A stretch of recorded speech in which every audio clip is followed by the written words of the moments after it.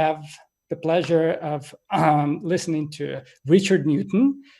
He's a well-known British business consultant and the author of several best-selling books, including the project management book, How to Manage Your Projects to Deliver Outstanding Results.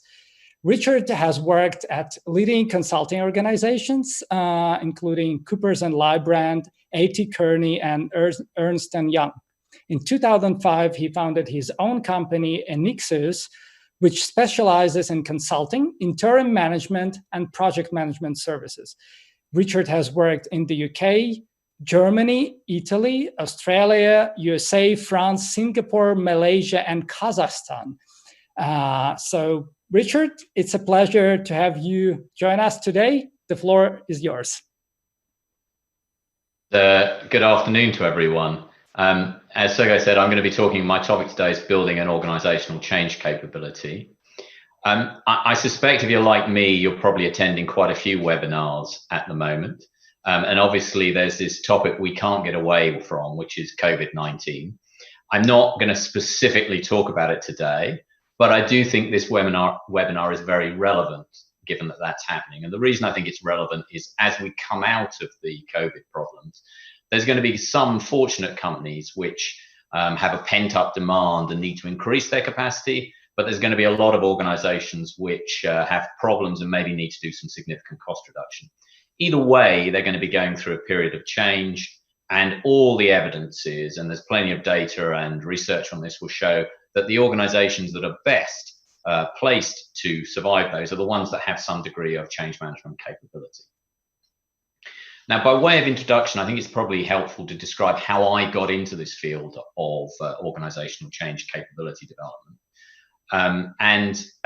Let me just briefly describe my career, because I think it sets a helpful context for this. I started out working in projects and programs over 30 years ago now, and a fairly traditional career. I started as a project manager, became a program manager, a program director, and then started running teams of project and program managers. And I had a reasonable amount of success at that, and I enjoyed the work. But I think probably 15 to 20 years ago, I started to become increasingly frustrated with pure project management.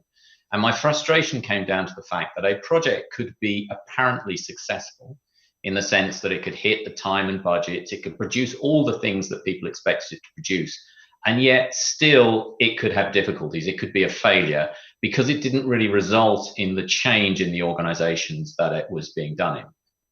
And so I started to become interested in change management. And for the last 15 to 20 years, I've combined project and change management and worked with clients on both. Now, I think more recently, possibly the last 5 or 6 years, maybe a little bit longer, more and more of the work I've been doing with clients, either driven by me or driven by the clients themselves, has gone along with a conversation that says, you know what, we do a lot of projects, we do a lot of change, and we're going to keep doing a lot of projects and a lot of change. And we're less interested in someone like you as a consultant coming along and running our projects and changes for us, and more interested in you helping us to build those capabilities ourselves so that we have a lower dependency and that we can reliably do it time and time again. So that's what got me into organizational change capability development. In terms of my agenda today, there's 2 things I want to cover. So, well, there's 3 things. There's 2 objectives I've got to cover, I should say. So the first objective is that I want to, amongst the audience we've got on this, build a shared understanding of the value of change management as a real core capability of the organization. And then I'm going to provide a high-level vision of how you can develop this in your own business. Now, I must stress, this is a fairly short talk. We're talking for 40, 45 minutes. It's going to be relatively high level. And I made a decision that rather than try to cover things in depth, I would try to cover things in breadth, but relatively narrow. Obviously, if anybody wants to talk about any of these topics in depth later, I'm very happy to. But for this talk, we're going to cover a very broad area, but fairly shallow. And I've got 3 topics on my agenda to achieve those two objectives. So in the first topic, I'm going to talk a little bit about change management. Now, I know that some people on this webinar will probably be already very experienced in change management, have a lot of expertise, but I still find it's always important to kick off with a recap on change management for 2 reasons. One is it's a term that means different things to different people. And I want to give you my definition of the term, because we're obviously going to be talking through from that to how I think you build a capability in it. But the second reason is, although there may well be some experts on this webinar, my experience tells me that on webinars like this, we'll have a mixed audience, and I want to give everybody up to the same level. The second thing that I want to do is to talk about moving from a change management to a change capability. One builds on the other, but they're not the same thing, and that's really the core topic of this talk. And finally, at the end, I'm going to give you 7 steps. I'm going to cover 7 steps which I think are essential to building a change capability. Okay, well, now let's go back to that first part of my agenda, which is this change management overview. And I stress again, this is really just to give you my view of what change management is, to make it meaningful to the people on this call, and also to make sure we're all on the same page, because it has different meanings in different contexts. And I think the best way to talk about change management, I have a slide here which is going to build up some concepts. The best way is to imagine a situation, imagine a scenario, and it's probably a scenario people on this webinar are familiar with.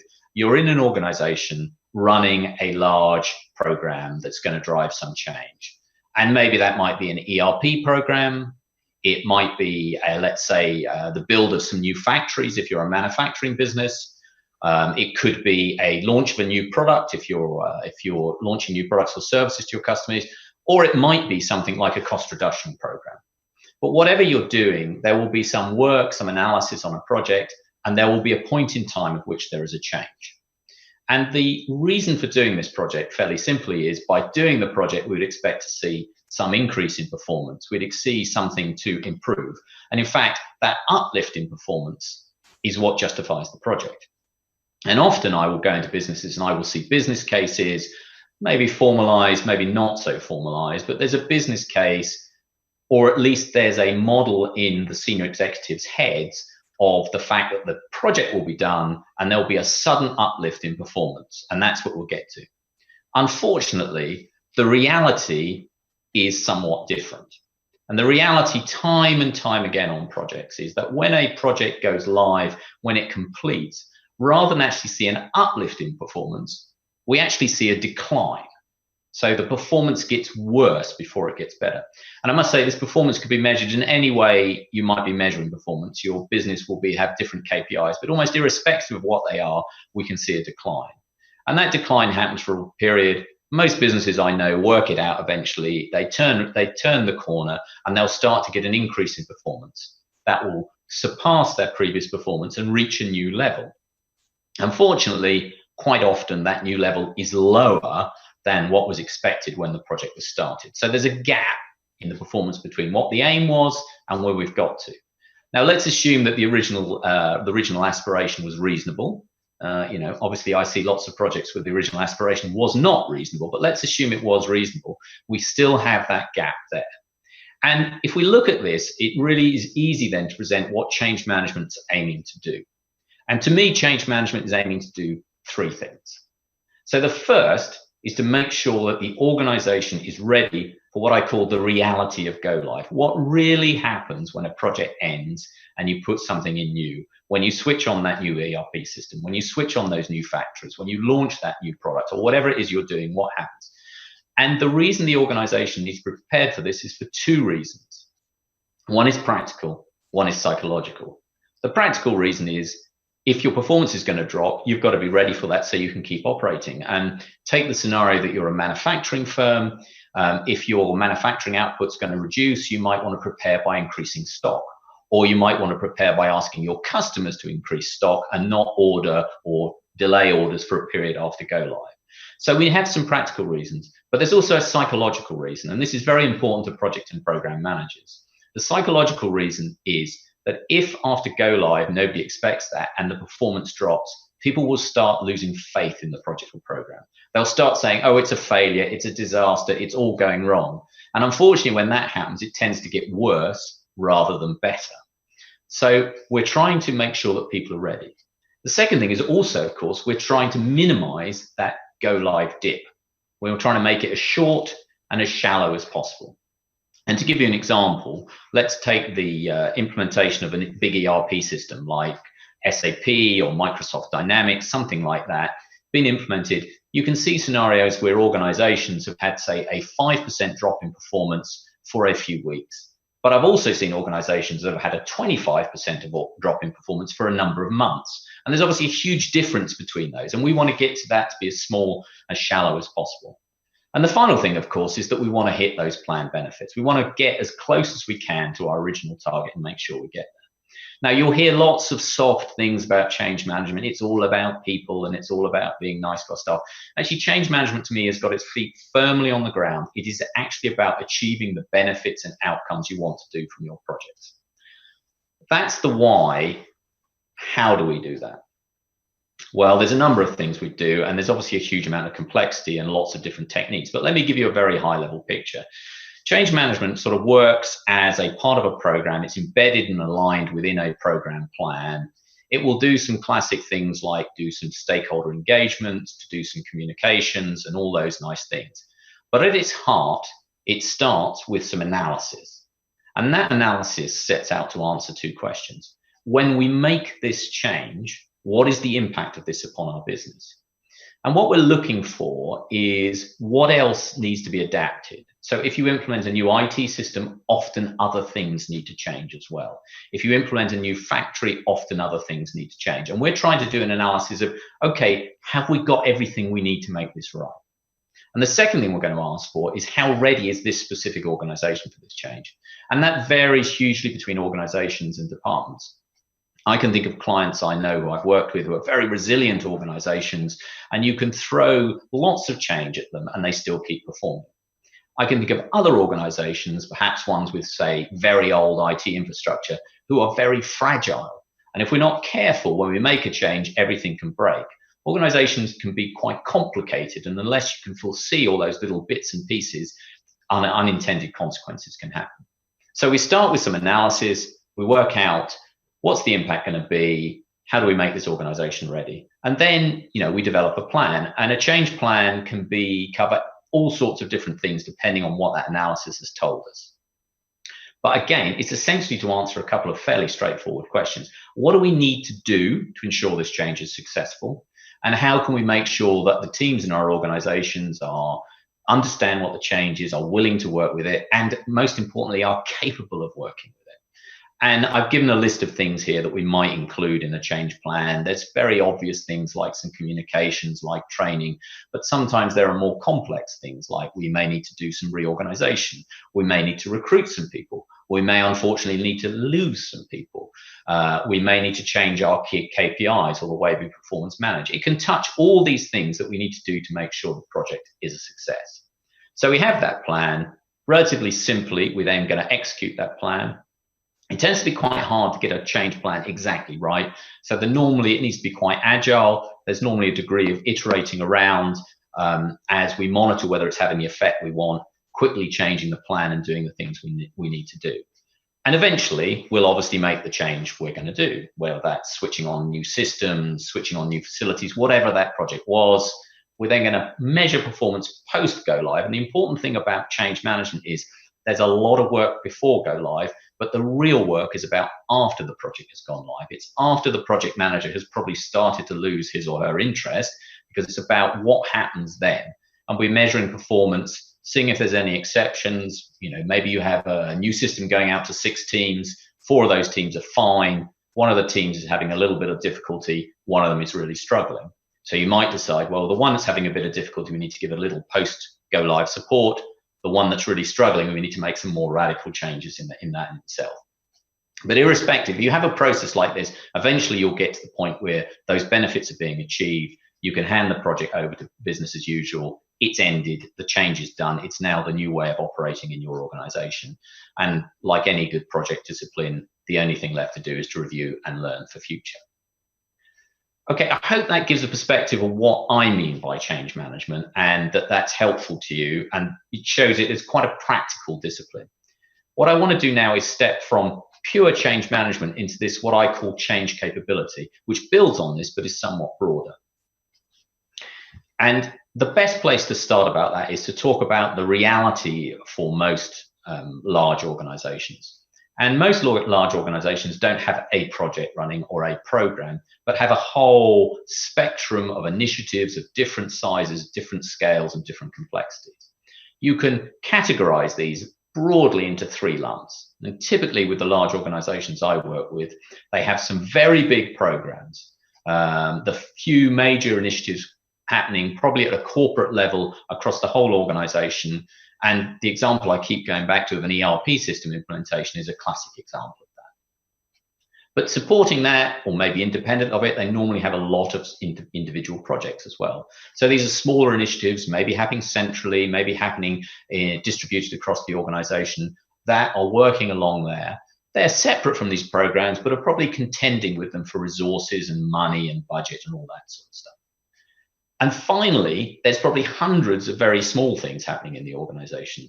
Lots of continuous improvement initiatives all over the place, whether these might be Six Sigma teams or lean initiatives, or quite often now people have distributed their IT teams into agile teams embedded within functions across the organization who are delivering a continuous stream of small changes. So the issue that kind of generates are threefold.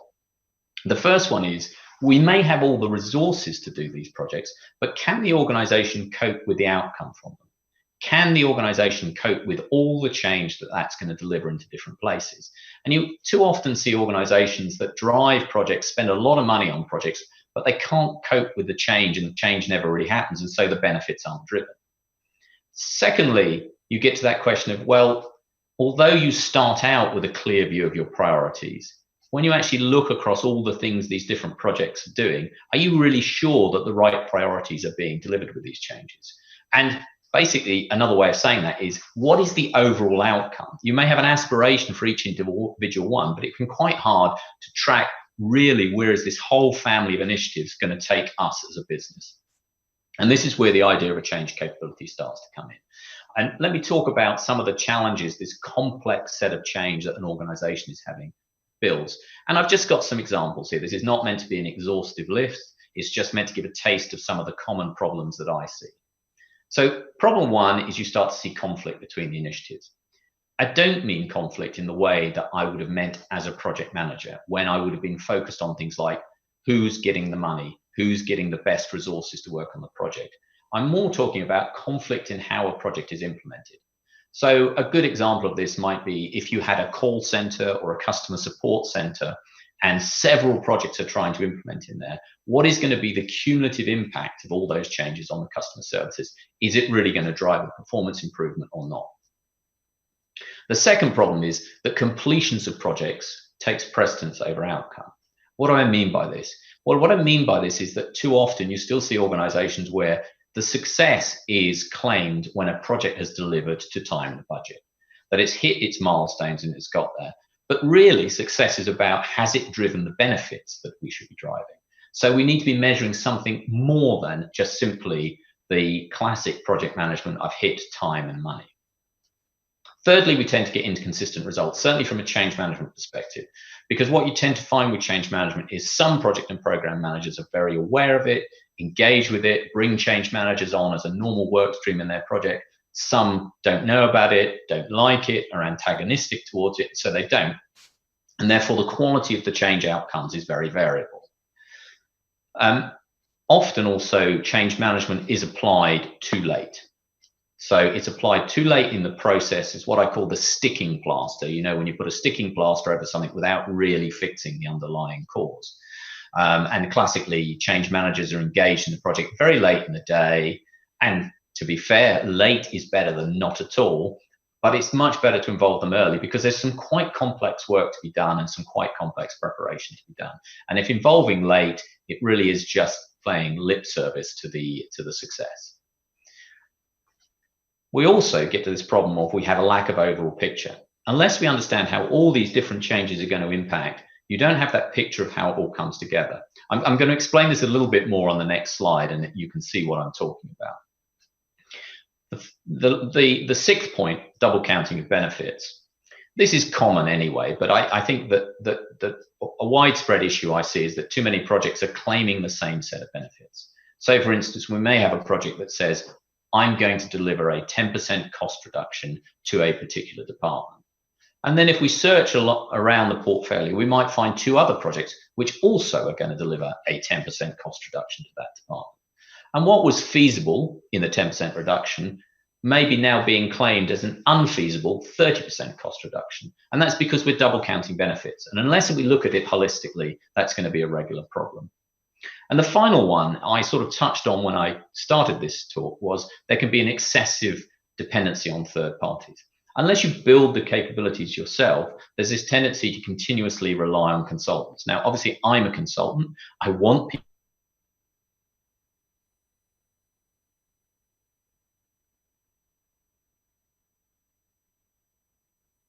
capabilities. And so we don't want to build that excessive dependency on that. And this can be summarized in 3 points. Firstly, there are too many projects and programs, too many initiatives going on, but actually, secondly, too little real change going on. And I don't know if you've ever seen this, but I can think of clients I've worked with over the decades who I go into, they do lots of projects. And yet, maybe I go into them 15 years after I first worked with them, and they are essentially the same organization, employing the same people, doing the same things in the same way at the same cost base and making the same amount of money. And when you see that, you have to question yourself, what was the point of all those projects then? Because something should have changed. Yeah. So there's too little real focus on that change. And of course, that then leads through that there's a real risk that if we're not getting the change, we're not going to make progress towards strategic goals. So those are the challenges it causes. Let me just touch very briefly on this idea of cumulative impact of change across the organization. And the charts here were charts I mocked up. These are not real data, but I did them with someone who runs the change function in a global FMCG company. And that company values change management so much that if you wish to get to an executive level in the organization, you must have spent some time in the change function. So it's now a compulsory route through to senior jobs. And when I was talking to the head of that function, we started to talk about how we can pull data across. And I think relatively few organizations can do this, but it's a good thing to be able to do. And let me just talk through these 3 as examples of cumulative effect of change on an organization. In the first chart, the circles or the ovals represent departments in an organization or functions. And the size of the oval represents the number of people. And that's important to change managers because the work in change management is often related to the number of people we're impacting. But more importantly, the axes. The vertical axis says how big is the change that somebody's going through, and the horizontal axis, how fragile is that function? How likely are they to have problems? And what we're trying to do in this is identify functions that we're doing lots of change to who are quite fragile. So if you take function 3 here, it's not particularly large, but it may well have difficulties because we know it's not particularly robust and it's got lots of change. The second set of graphs are looking across a series of transformation milestones. And let's take those milestones as the points at which projects have gone live. And people very rarely do this, but we can model, okay, if we've got certain KPIs in the business, how do they change or how do we expect them to change as we go through the projects?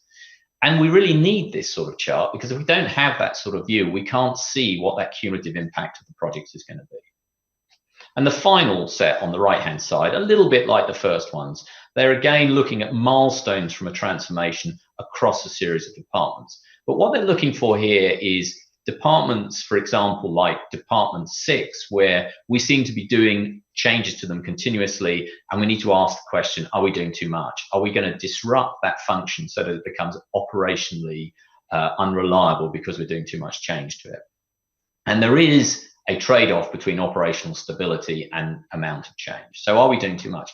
But on the positive side, we can also identify departments like Department 8, where we can say, you know what, we're doing nothing with those departments. Could we actually be doing more change in that area? Are we leaving them to be static and we should be doing more? So it starts to give you a flavor of the sorts of things you can do if you build this global capability. And this gives us an impetus. And if I summarize the impetus in the sorts of conversations I have with my clients, they have an acceptance that change management isn't a silver bullet. It doesn't solve all problems, but it is a proven discipline, and it's increasingly a very mature discipline, and it will increase speed to outcomes. It can increase the scale of benefits, and it can reduce the risk of operational problems from change initiatives. And the truth is, who doesn't want that? I mean, who doesn't want those things? But then we build on that and say, yes, but achieving that is typically done transactionally. It's done within individual projects and programs. Given we have a continuous stream of projects and programs, we need to be more holistic and more continuous in the way we look upon change management and the things we do. And increasingly, the organizations that I see with the most successful record in change management, so the ones who are really driving beneficial outcomes from their projects and programs, have a change management capability of their own. That doesn't mean they never use external resources, but they do it within a way that's in their control. Now, I haven't spoken about this yet, but we'll talk about this as we go through. As part of that, they tend to have a single change management approach. So they try and make all projects work in the same way when it comes to change. Now, when you look at the individual projects, this can seem unnecessary, because from an individual project, why does it matter whether I'm doing it the same way as another?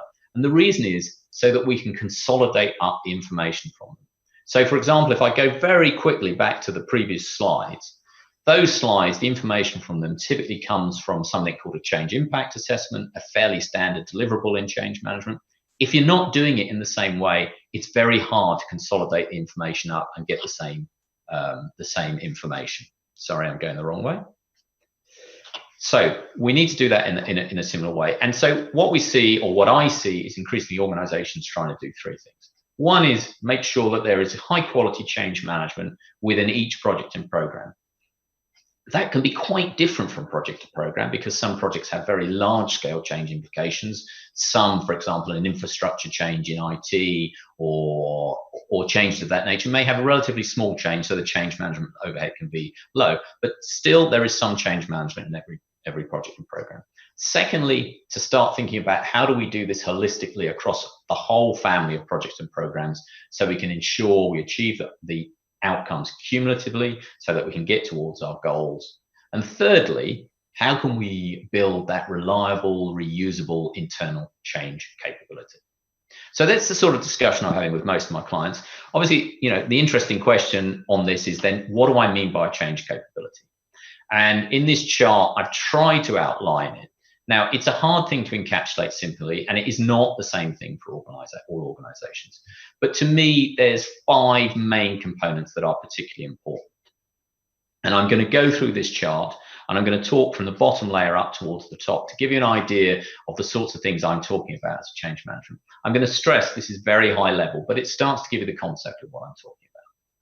So at the base of a good change management capability is that we have a supportive project and program management. Supportive project and program managers, sorry.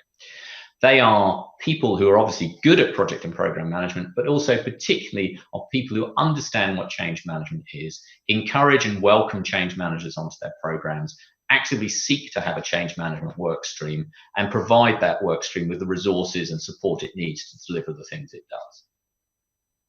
Then let's look at these 3 pillars as we go across. Sitting in the center, in the green, is the piece that most people focus on, although to me it's very useful, but it won't provide a change capability on its own.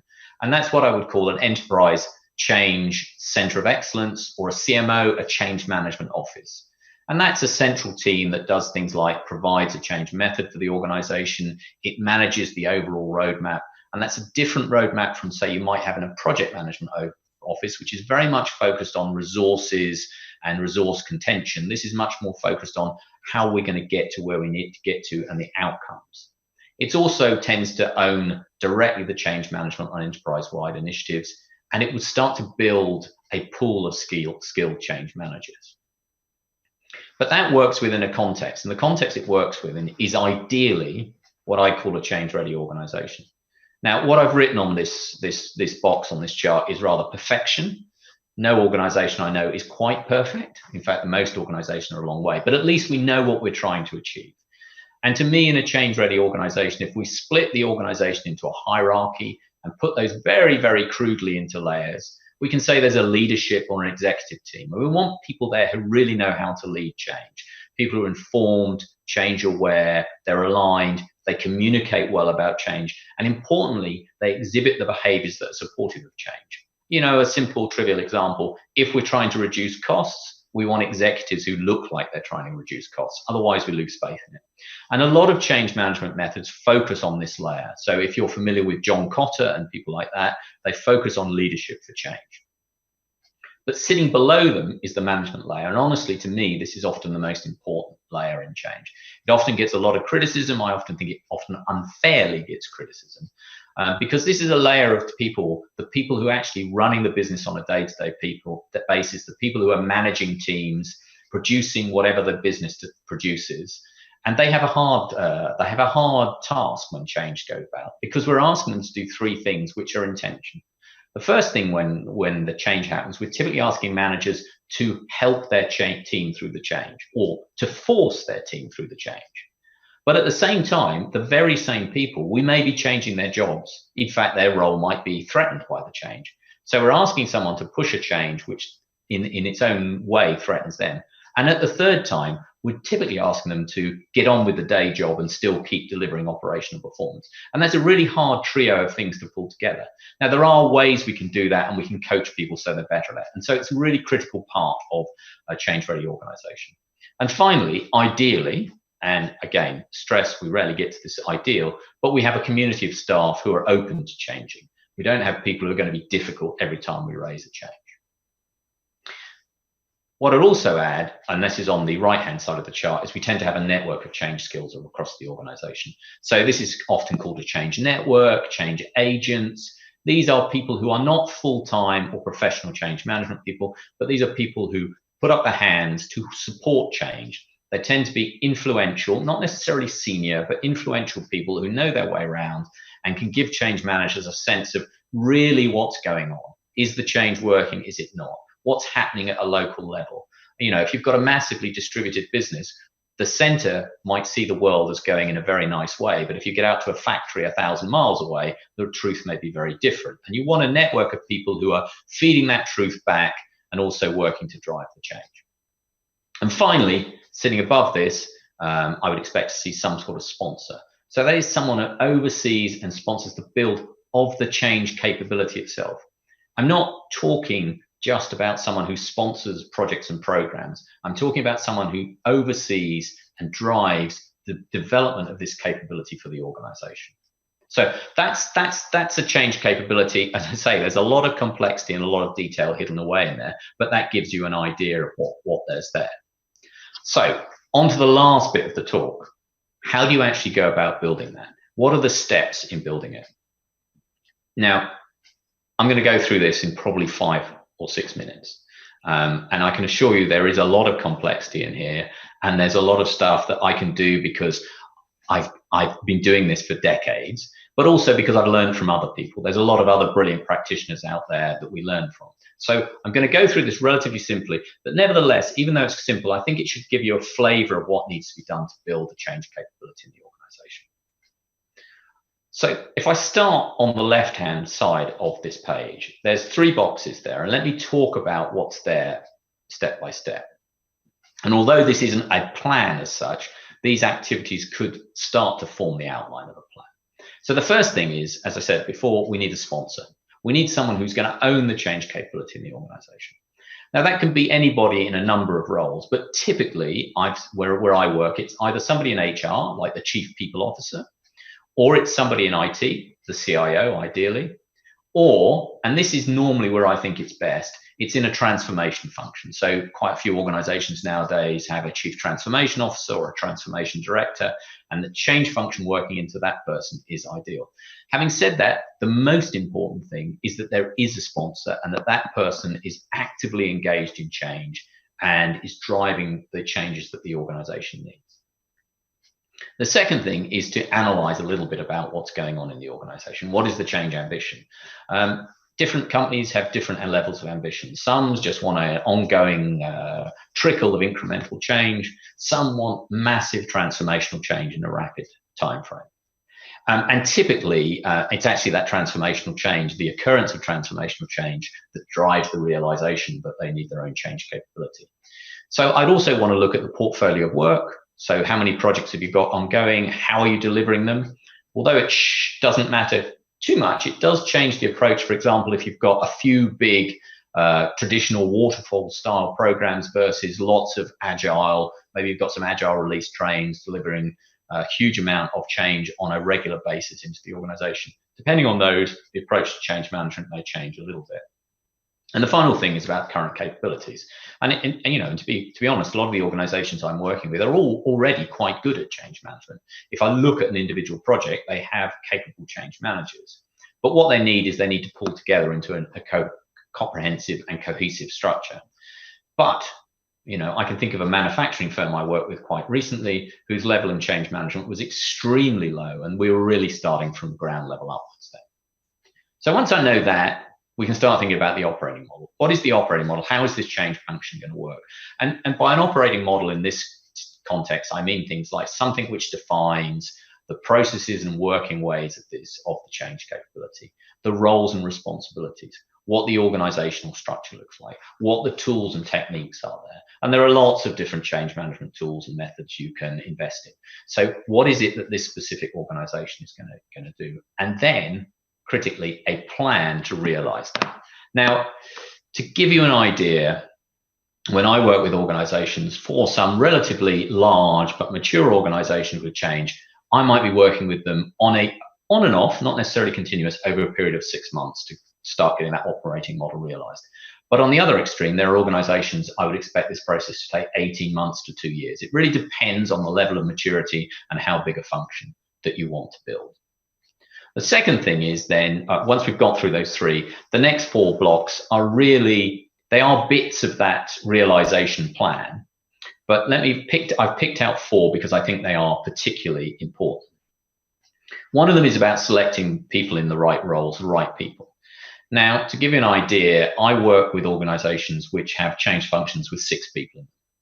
I've also worked with organizations which have globally 200 people in, and I don't mean 200 people in change, I mean 200 people who are purely professional change managers. So they can be quite large functions. I would almost never recommend an organization to go out and recruit that number of people.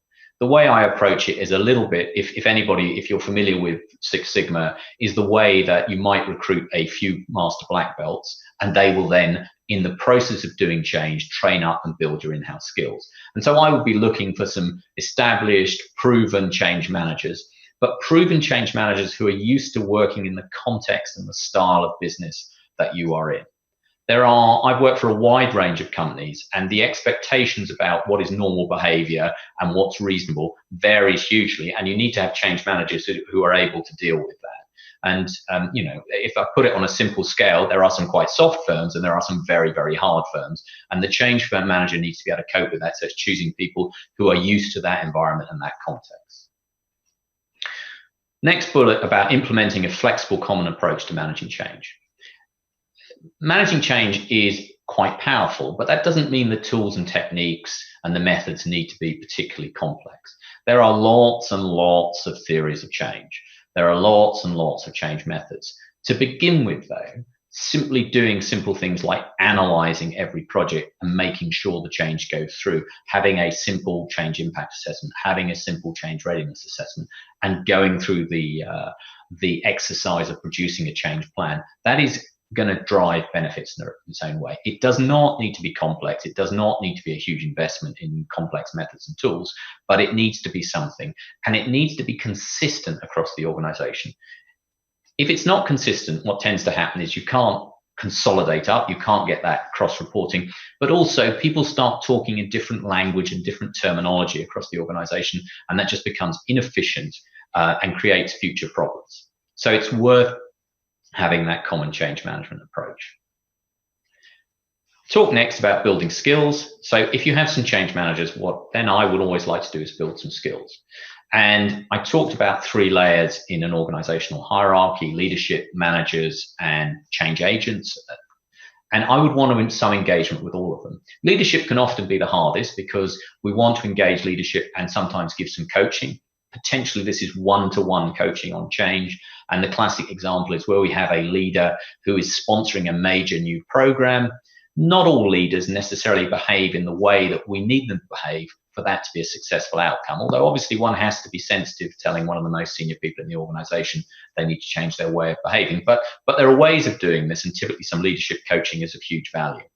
Supported by management training, I'm a great believer in training managers on change management. I think it pays dividends.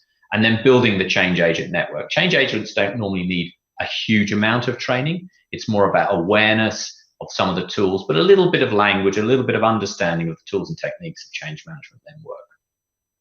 If we've got all those bits, we're in a position to actually start applying change management on our projects and program.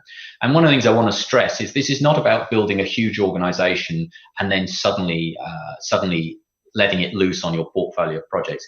It's typically about starting small and building it through the process of working on projects and programs, through the process of driving change. People will build experience. You'll find the demand for change management when people see the success it drives will increase, and you can build the team as and when you need.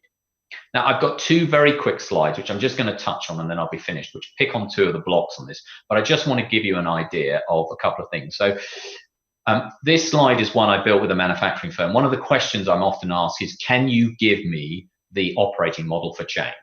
And the answer is no.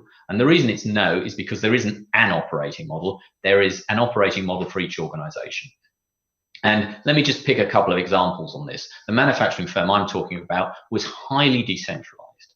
So although it had a center that was very much focused on finance and things like that, the individual divisions had a huge amount of autonomy, but they still wanted a central change management team.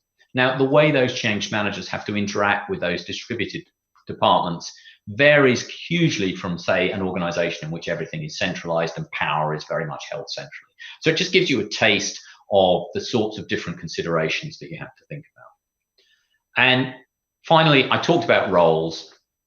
I'm not going to go into this detail. These are very high level, but even this high level, I'm not going to talk through.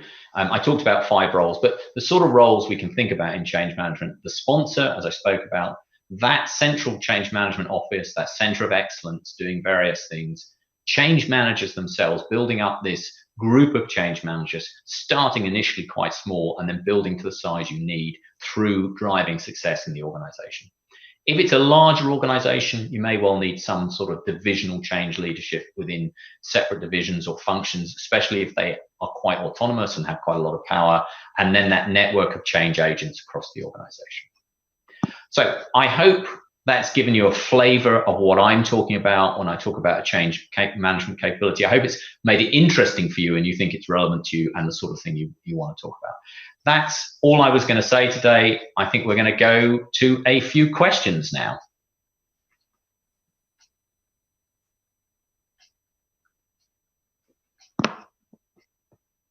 Yeah, perfect. Thank you, Richard. Thanks a lot. I had one follow-up question just to make sure people get right the distinction between change management and change capability. So I got the impression that you view change management as a skill of like being able to plan and map out changes and then implement them. And organizational change capability is like an organizational feature that's cultivated within the company so that when a change is needed, there are like people who know that how they are responsible for this and they have had enough like training to deal with any kind of potential change that might come around, and they're kind of ready with all these networks sort of for the implementation. Is that correct? I think that's a good way of putting it. Let me just build a little bit of color on that. So to me, change management is a method. It's an approach. It's a way of doing things. It tends to be work very well with project management, but it's just a method and its approach. A change capability is an organization that has applied that approach on a widespread basis and has ingrained it into its sort of ways of living. So it's a bit like the difference between having a tool and actually utilizing that tool to do useful things across. And like any tool, it works better in some environments than others. And if we create an environment in which you can work in, we're more likely to get successful change outcomes. Does that help? Yeah, certainly. The tool metaphor, absolutely. Could we talk a little bit about your company's portfolio of projects that you are being brought in for? And especially, I was very curious about the work you've done in Kazakhstan. So what kind of a project was that? Okay. Yeah. How did it go? And all of that. Okay. So the work that I'm typically involved in is it'll be in the area of large scale projects and change in an organization. So it tends to be an organization that has an ambition to make some significant change. And what I'm generally brought in is to, as part of that initiative, to help build this capability. So the typical role I'll take is there may be a transformation, and I'll be brought in to run that transformation. But perhaps that's a 5-year piece of work, and I'll be brought in for 6 months to 18 months to get the work planned and initiated and running, but then start to build the team, the capabilities in-house. So at some point I start to transition out and hand over to the company itself. So that if you like, my role whenever I go into an organization, dare I say, is to make myself redundant. So my aim is to get there and to provide the skills and capabilities for the organization, not to need someone like myself. Fortunately, there's enough companies in the world that there's still enough work for me to do, but that's how I approach it. And actually, when I worked in Kazakhstan, I was working for a mining company. It was a project similar than that. I would have to say that I learned a lot. And when someone says one learns a lot, that tends to mean it didn't all go exactly as I'd expect to. And I think it's fair to say I brought in some preconceptions of how change might work there, and some of them didn't work.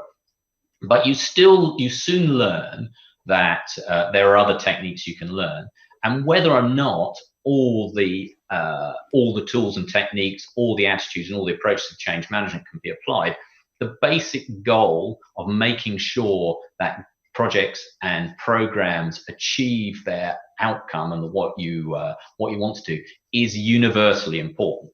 The way you go about doing that is obviously varies. So I give you one tiny example, which probably shows how naive I was going. But there is a word which I'm almost certainly going to mispronounce. A word in Russian. Is it prikaz?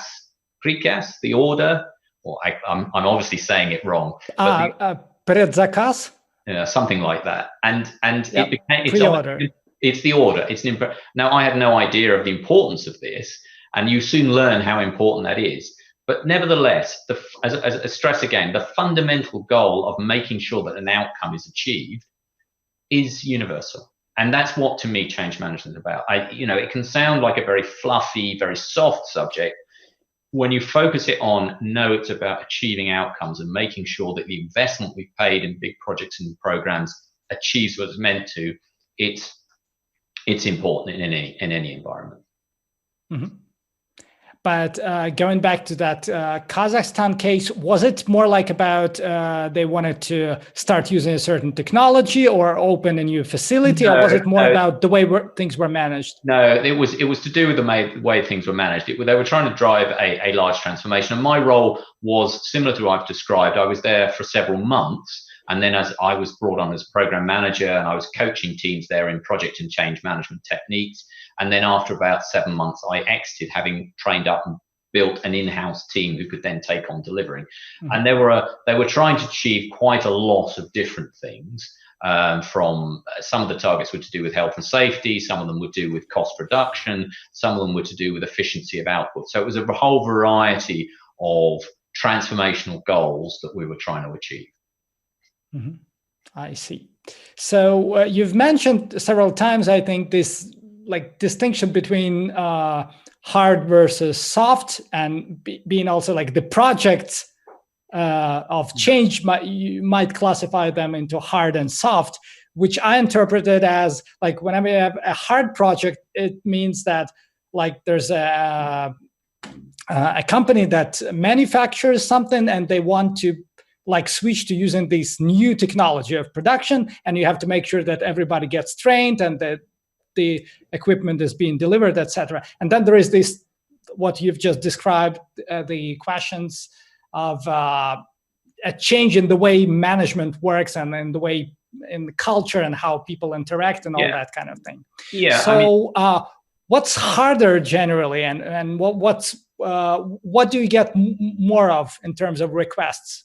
Okay, so I honestly think soft change, so like behavioral change. So when an organization says, we want to be more, we want to have a more engaged workforce, or we want to have more decision making at a local level, we want to have more empowered staff. I mean, a lot of organizations use these words. Whether they really mean them is a different question, but if they really mean them, then those can be actually very hard changes to make, because we're really talking about fundamentally ingrained behaviors and belief patterns in people across an organization, and it can take a lot of time to get those through. And those initiatives are really interesting.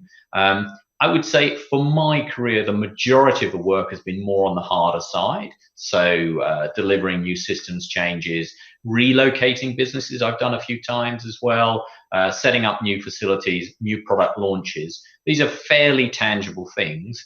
And given their tangibleness, it's actually easier to get people to buy into and to understand, well, what really needs to happen to make those changes. But in both cases, one of the things that I think is interesting in change management is this thing about unintended consequences. So often in organizations are over time become incredibly complex. And you may have people, architects and people like that. I mean, I'm systems architects, people like that, and enterprise architects who try and understand the systems landscape and process landscape and all those good things. But the reality is very few people actually really understand everything. And almost always when a change is made, whether it's a soft change or a hard change, there is some unintended consequence. And the unintended consequence of that is the things that change management is trying to minimize the risk of those when you go through. Mm-hmm. Are there any particular, that was also one of the questions that I wanted to ask, are there any particular persistent biases that you see where, like a typical unintended consequence that people often get unless they call in a professional change management team? Well, like misinterpreting the data or something like that. Yeah, I mean, I think a couple of things I would say. So one is people underestimate people just generally underestimate change. So period.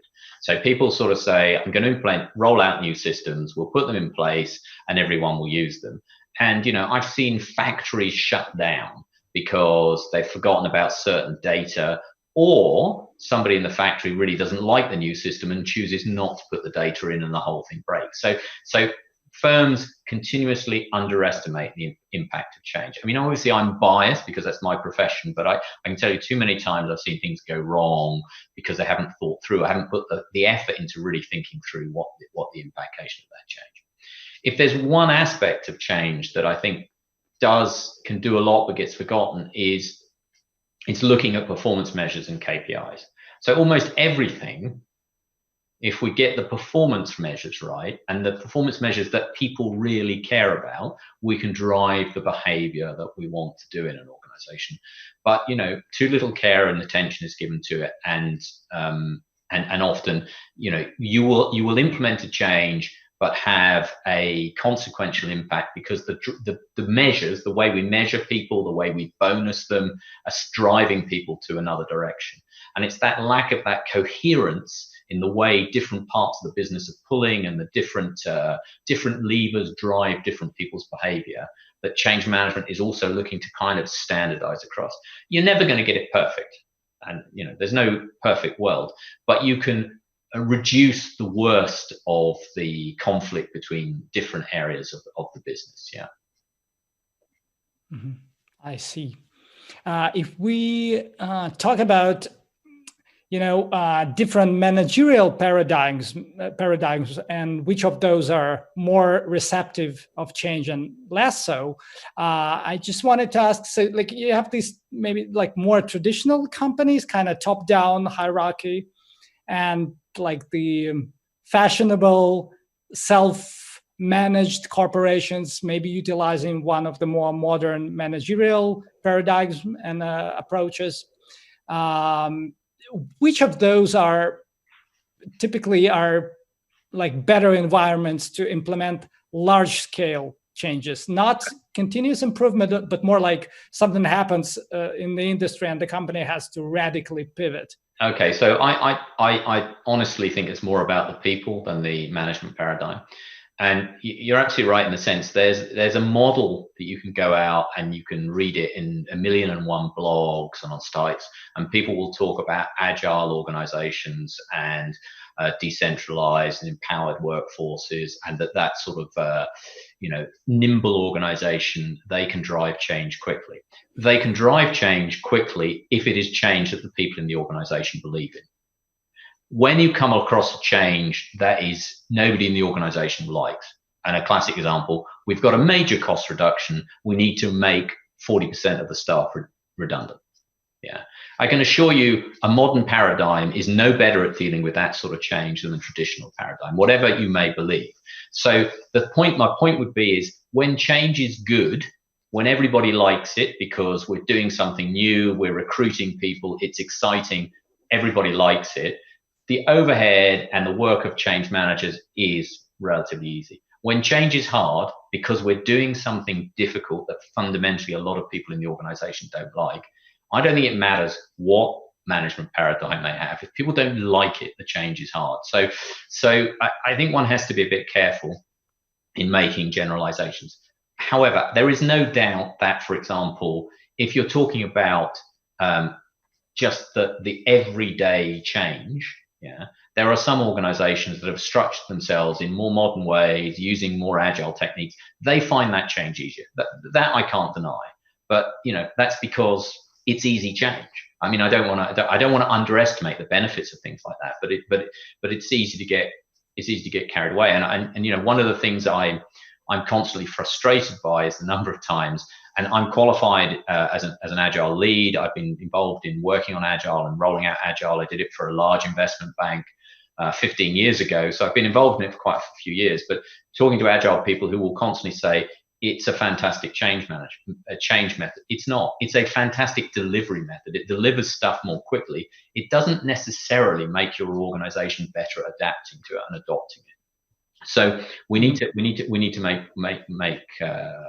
make sure we understand the situation, and it depends on the particular situation. Yeah. Mm-hmm. Do you get? Have you had any projects since the beginning of the current pandemic that had to do directly with the consequences of the lockdowns and the current situation?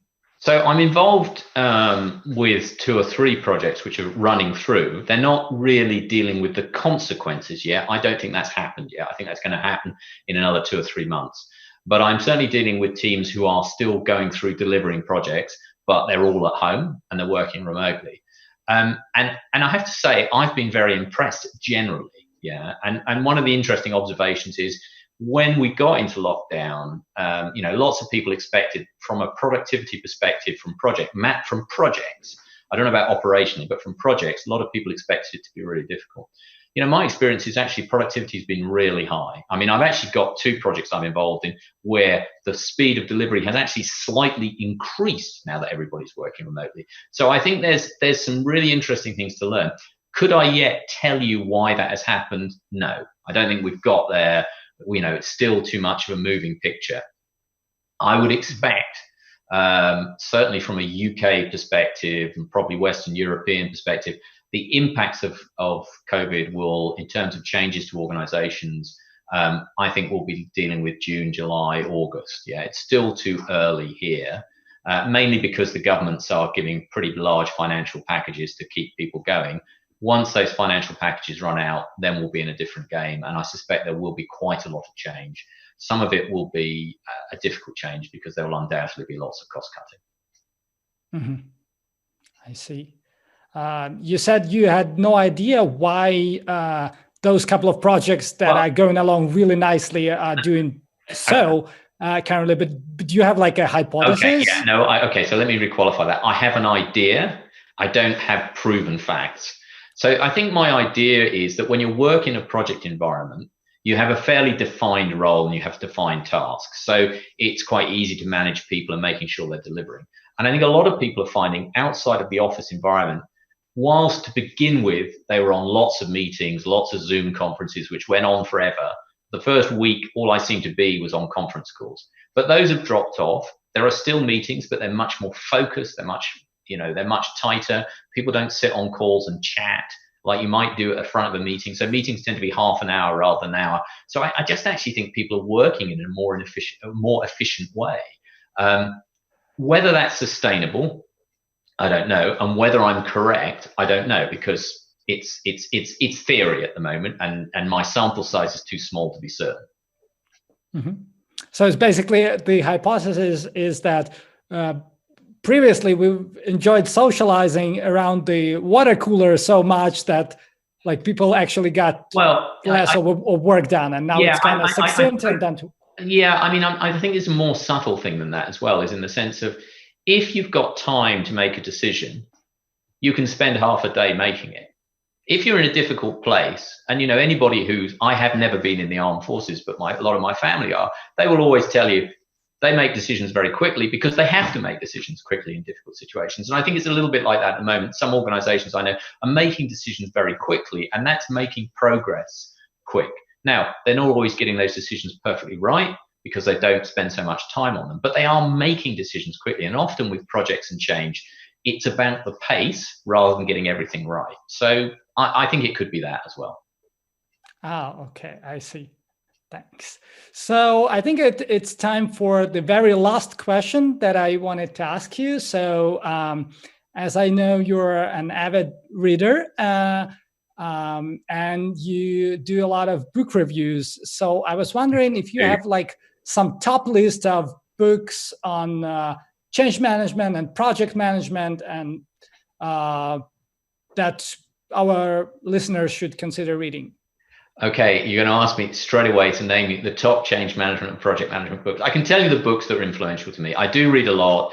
I mean, I'm an author, so it would be hypocritical of not me to read a lot. So writers tend to read a lot. I think, wow, that's a tricky question to answer just immediately off shooting from the hip in terms of project management. And let me just give two that I can give from off the top of my head. So from a change management book, I would recommend anything by John Cotter. It's very traditional change management stuff, but I still think it's good. Leading Change being a classic example. From a project management book, I'm going to name something which I have to be careful because I've written quite a lot of project management books, so I won't name one of mine. I think that would be wrong. There's a book, and I don't know if it's available in Russia or in Russian, called Simply Brilliant. And it's a really interesting take on, it's a project management book, but it's quite different. And I think there's a lot that can learn there. And it really, really takes it down to some very, very simple basics. Mm-hmm. And the author is? The author of that is, his first name is Fergus. I can't remember his surname, but I can tell you afterwards, but I don't have it in my memory right now. Okay. Yeah. Thank you, nevertheless. So, Richard, thank you for a very detailed and thought-provoking presentation. It's been a pleasure to have you. Thank you. It's been a pleasure to be talking. Yeah.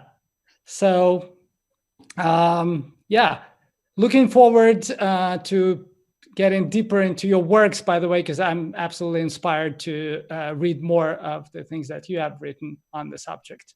And good luck with your projects. Thank you very much. And future. Thank you. Thank you. Thanks very much, and goodbye, everybody. Okay, so dear participants, we would be much obliged if you could just provide some kind of a feedback on our current format and on the contents of the lecture. So we have this commentaries button at the, actually should be on that side for you. It's on the right, just where you could switch the languages. There's the commentary button. So please, if you're so inclined, write us a couple of lines. And there's a little questionnaire form that you could fill. It just takes 1 or 2 minutes, and you can use the QR code that you will currently see on the screen. Yes, and I will now just tell you about the next lecture that we're gonna have on May 21st at 7 p.m. Moscow time. We're gonna talk to Janelle Barlow. She's a business consultant and the author of a number of books that deal with customer feedback, and she'll talk about how to derive meaningful information from complaints, even when they come in an outraged form, and so forth, and how to build a system that is capable of taking customer feedback and systematizing it and making sure that it drives meaningful decisions. So thanks, everyone. See you very soon.